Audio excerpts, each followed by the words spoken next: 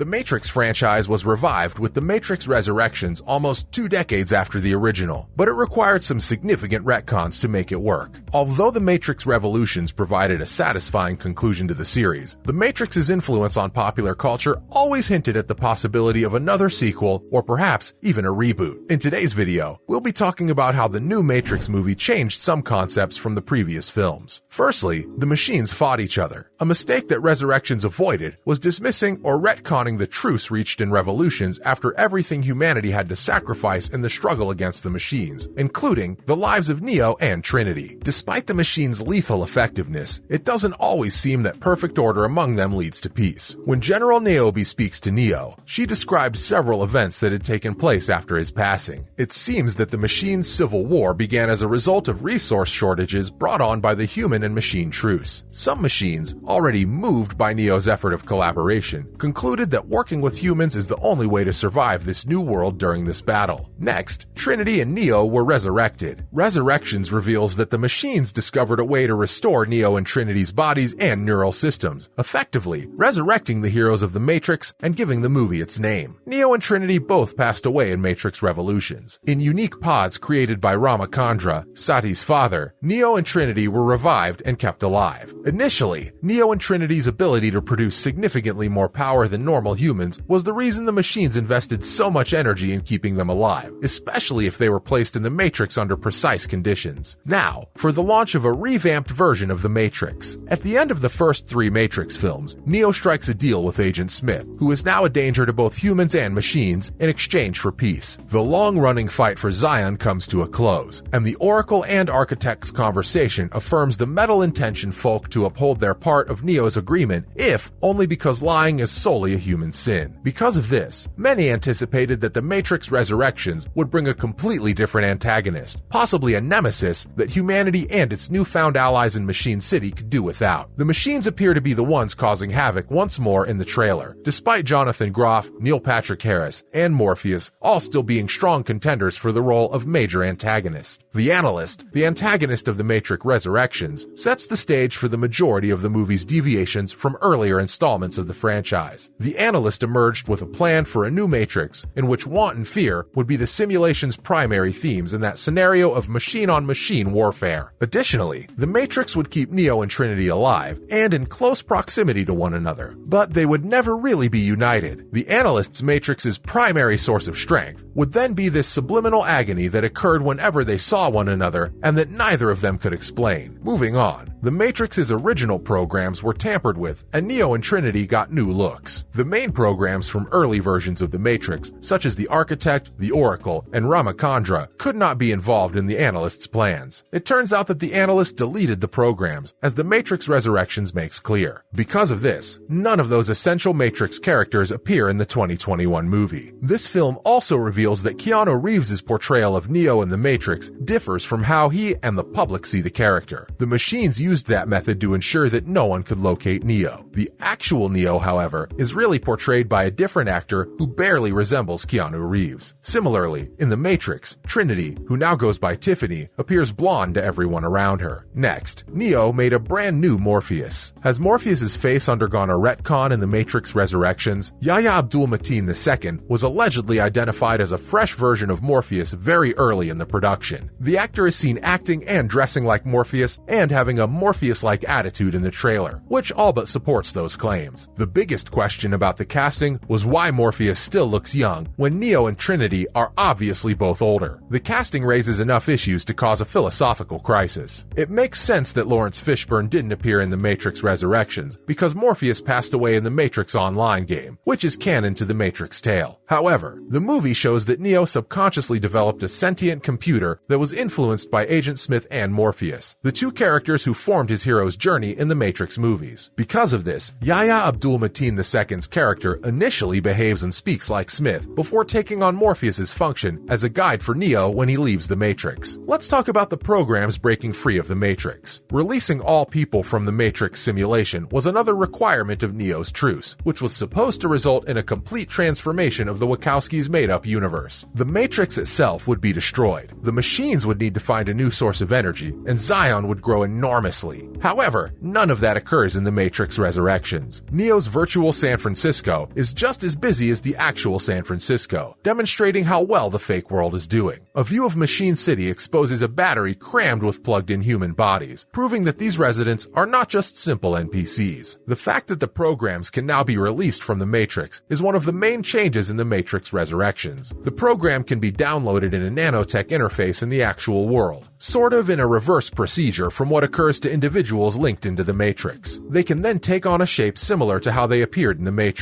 Moving on. Why was Zion swapped out for Io in the Matrix Resurrections? The creators provide a believable, interesting storyline to link the prior movies to the new location. However, because of Neo's long-lasting effect on the machines at the conclusion of Matrix Revolutions, the new film succeeds in becoming more than just a rehash. Numerous machines had traveled to Zion after Neo's confrontation with Smith in order to explore the world with all the newly freed people. From those first interactions, humanity and its inventions developed new, friendly relationships. One of the major alterations revealed in the Matrix Resurrections is that humans and synthients escaped Zion together and eventually collaborated to build Io. As the plot develops, Niobe expressly acknowledges the synthients' contributions to the relative grandeur of the new colony, and synthients voluntarily engage in combat with humans against aggressive robots. The main war in Resurrections is now in a battle between an alliance of free beings and those who would imprison them rather than the basic man versus machine combat. The Matrix Resurrections delivers hope and optimism that was only faintly hinted at in the original films by atoning for the machines on such a grand scale and demonstrating what former enemies may create in an era of peace and collaboration. Io is more than just a haven. It's a success that both humans and synthients will strive to defend since it's sun-baked and full of strawberries. Also, Agent Smith is back with a new look. In The Matrix, Agent Smith was Neo's biggest foe, and the two squared off throughout the first 3 movies. After Smith had partially absorbed Neo at the end of Resurrections, Neo and all of his clones were annihilated when his body imploded into an energy surge. However, Agent Smith made a comeback in The Matrix Resurrections, and the movie implies that because of their close relationship, Neo was able to be reborn alongside the antagonist. Smith initially had little recollection of who he really was, but this began to change during the assault on both his and Neo's offices. Given that practically everything related to Agent Smith had been destroyed at the conclusion of Revolutions, what was left of Smith's programming inside Neo had to start over when Smith was revived, which explains why Agent Smith appears differently in Matrix Resurrections. Another notable difference is that this time, Agent Smith saves Neo and Trinity because as a free being, he's aware of how crucial the One is to him. Next, they put a face to the name with Swarm Mode. Agent Smith appears to have changed into a rogue agent with the uncanny capacity to infect other systems when he returns after his battle with Neo in the Matrix. This is demonstrated by his horrifying capacity to not only clone himself, but also to absorb other Matrix programs. Other agents appear to possess a similar skill, because they can jump from one body to another while pursuing Neo and his team. Although they have no official name, these cloning and infectious abilities have only ever been traits connected to agents. The analyst eventually puts a name to the face in Resurrections. The new Matrix, according to the analyst, has a built-in swarm mode that can take control of programs and humans to accomplish a single goal. This is prominently displayed near the conclusion of the movie, when Neo and Trinity are the subjects of a citywide search. Lastly, bots in the Matrix and Neo and Trinity together being the One. Before, all of the characters in the Matrix simulation,